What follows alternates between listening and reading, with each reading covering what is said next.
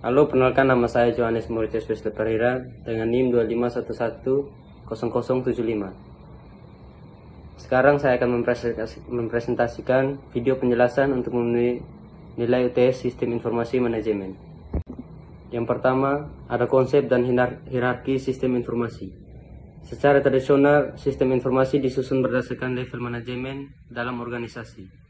Semakin ke atas, data diolah menjadi informasi yang semakin strategis. TPS atau Transaction Processing System terletak di level operasional paling bawah. Fungsinya mencatat data transaksi harian, misalnya penjualan stok barang. Ini adalah sumber data utama bagi sistem di atasnya. KWS dan Office System atau Knowledge Work System mendukung pekerja profesional dan staf administratif dalam menciptakan serta mengintegrasikan pengetahuan baru ke dalam organisasi. MIS atau Management Information System melayani level manajemen menengah, mengambil data dari TPS untuk membuat laporan ringkasan berkala guna memantau kinerja organisasi. DSS atau Decision Support System berfokus pada pemecahan masalah yang unik dan semi-struktur.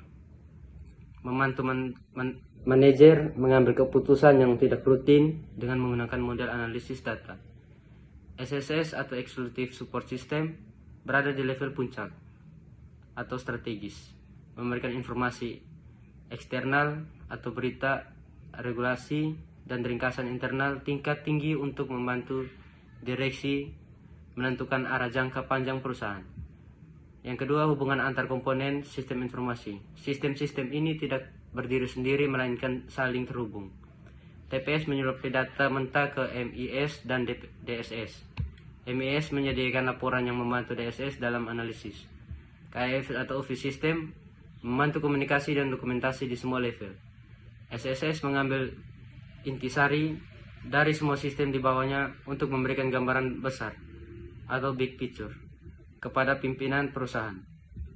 Yang ketiga, perspektif teknologi modern atau cloud, IoT, big data 5V. Di era disrupsi AI ini, skema tradisional ini mengalami perubahan besar. Cloud computing memungkinkan semua sistem atau TPS hingga SS diakses kapan saja di mana saja. Organisasi tidak lagi perlu server fisik yang besar, skalabilitas menjadi lebih fleksibel.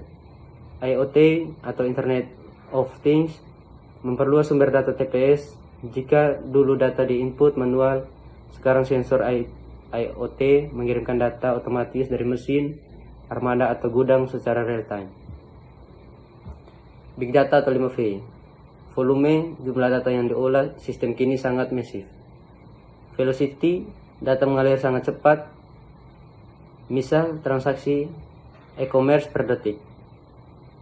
Variety, data tidak hanya teks atau angka, tapi juga gambar, suara, dan video.